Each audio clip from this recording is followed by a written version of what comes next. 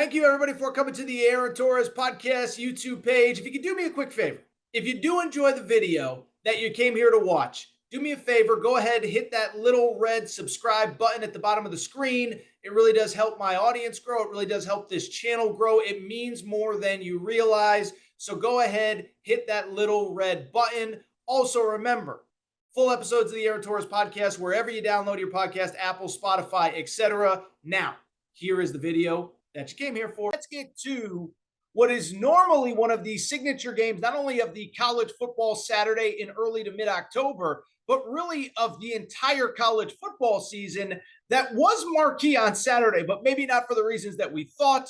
I am, of course, talking about the Red River rivalry, Texas versus Oklahoma. Oklahoma had won 5 of its last 6 entering this game against Texas, if you include a Big 12 championship. Yeah, this one did not go like that at all. Final score in Dallas, Texas 49, Oklahoma nothing. First time Oklahoma has been shut out since 1998. Brent Venables becomes the first head coach in Oklahoma history to start 0-3 in league play.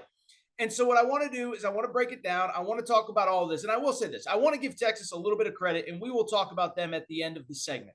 But at the same time, as I often tell you guys and girls, I do it a lot during college football season.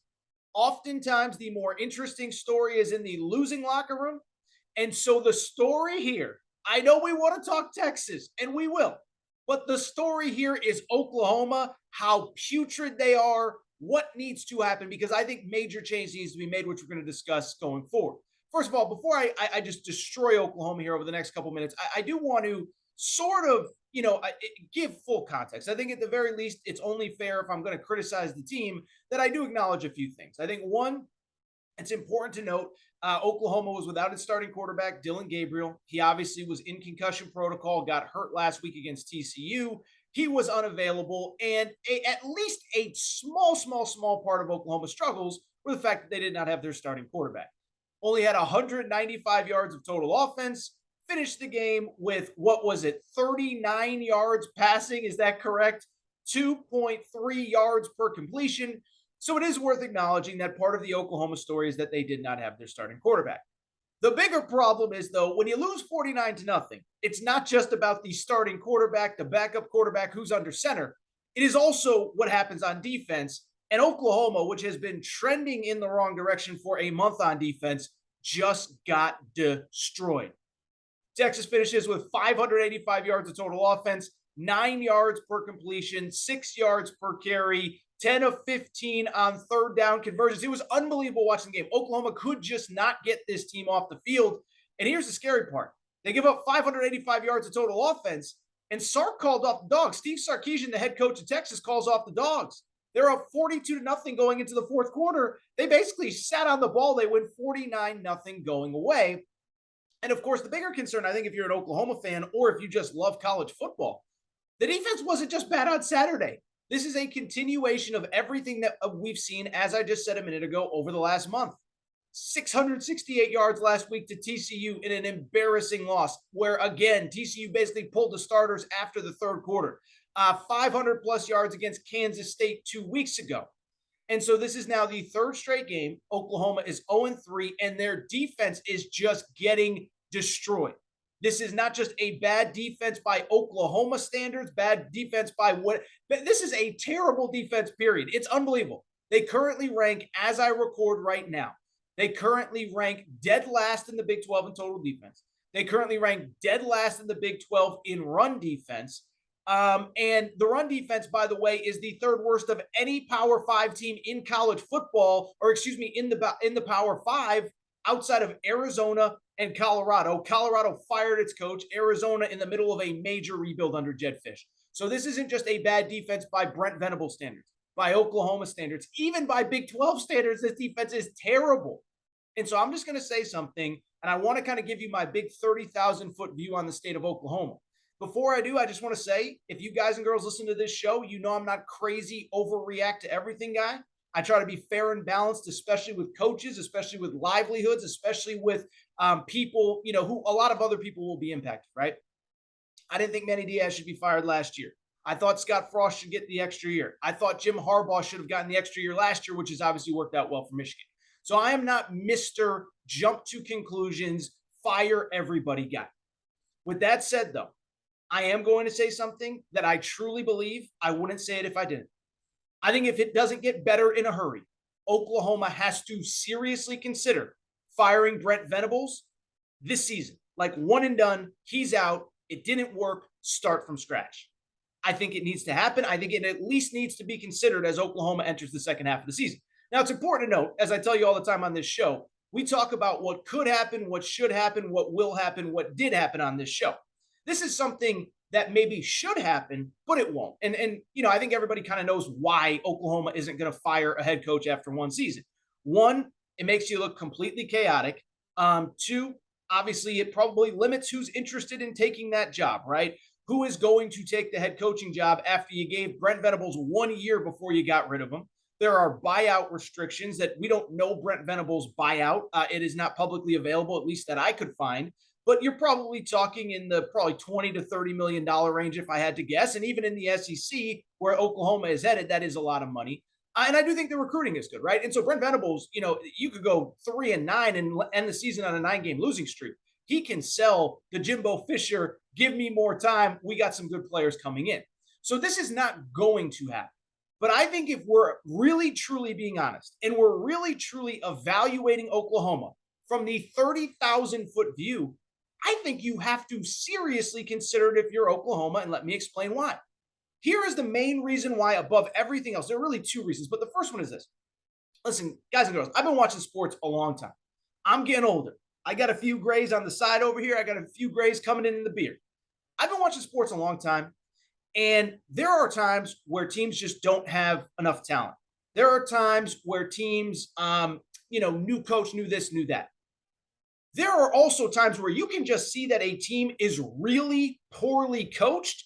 And I think that's my concern. Like I go back to last year with Scott Frost. Like at a certain time with Scott Frost, when you keep losing the games the same way over and over and over and over and over again. And then in week 0 this year, you lose a game the same way to Northwestern. Like that's coaching. That's 1,000% coaching. And that's my concern with Oklahoma.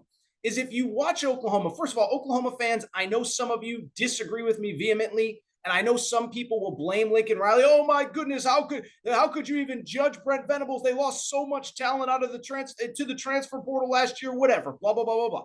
Well, that's one that is true. What I would also say is even despite losing a lot of talent, Oklahoma still retained a lot of talent as well. Okay. If you look at the 24/7 composite rankings, which I've discussed on this show many times, they evaluate your entire roster and where they were as recruits. Oklahoma has one of the top 10 rosters in college football in terms of total talent. Okay. Keep in mind that, Lincoln Riley, 2 of his final 3 classes were top 10 in the country. Now, I know a lot of those guys left, but a lot of those guys stayed as well. Brent Venables closed out a top 10 class in 2022 when he got in. You did well in the transfer portal. You added bodies. And so I'm not saying they're Georgia. I'm not saying they're Bama. But what I will say is, if you ask Sonny Dykes, man-to-man, the head coach at TCU, would you trade your talent for Brent Venables' talent? I think that he probably would. I think that absolutely Kansas State would. I think that Texas is probably pretty comparable. Maybe their roster's a little bit better. But don't tell me that Brent Venables has no talent. That just doesn't jive with me. And if you watch Oklahoma, it's not about talent. It's not that they don't have the guys. Like, it's one thing to just watch a team that physically cannot match up, right? It's another thing to just see a team that is not well coached, and that's what Oklahoma is right now. You don't need to be well coached to be in the right position, to not give up 30, 40-yard uncontested plays. And if you watch Oklahoma, that's all their defense does. They get gashed at the line of scrimmage. Brent Venables was supposed to bring toughness. They're getting gashed at the line of scrimmage. Any misdirection has them confused. They're running into each other. You go back to the TCU game last week, there were 3-4 touchdown plays that the player was completely wide open, completely uncontested. Nobody's within 30 feet of them, 30 yards of them. And so that's not on the players. That's not on recruiting. That's on coaching. You just got to have guys that are in the right position to make plays, even if ultimately they're not as talented as the opposing team. If you watch Oklahoma, it's confusion. It's they don't know where to be. It's they don't know the right spot. It's this, that, it's the other thing. They're not well coached right now, and that's not something that magically gets fixed overnight. The second thing, and this is the really concerning thing, and I talked about it a little bit on last Monday's show, Defense is supposed to be Brent Venables' strength.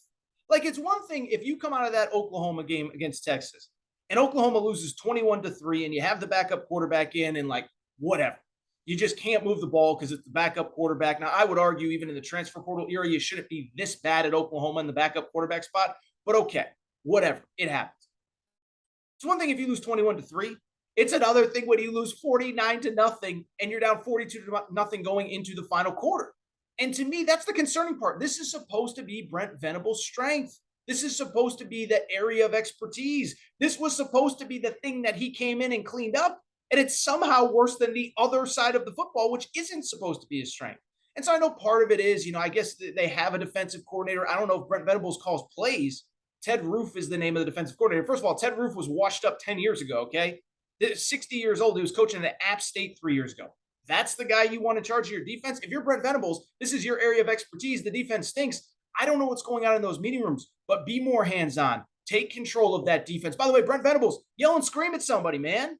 Brent Venables was this fiery, emotional, not angry guy, but emotional guy on the sidelines.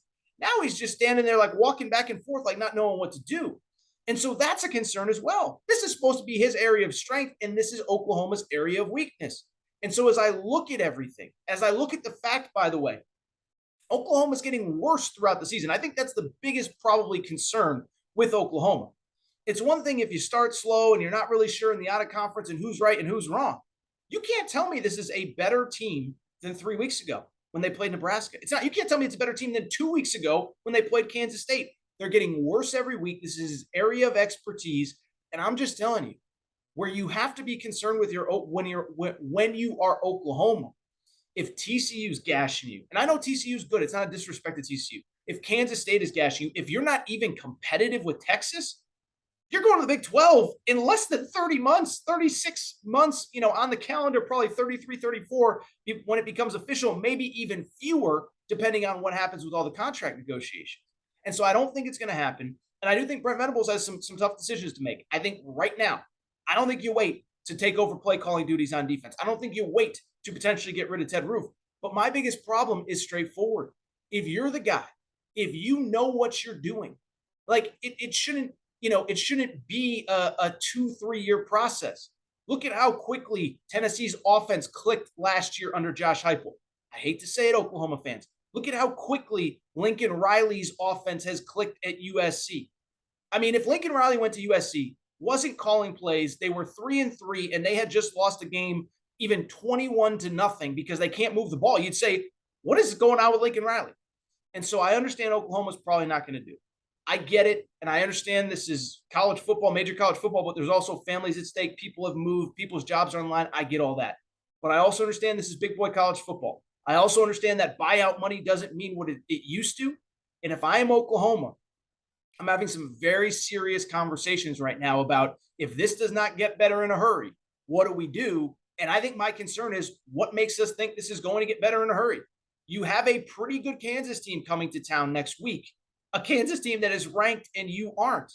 I know Kansas just lost, backup quarterback, all that stuff. Kansas can play. Kansas will beat you if you are not ready to play. You still have Baylor. You still have Oklahoma State. Texas Tech is at the very least frisky. They're 3-3 just like you are.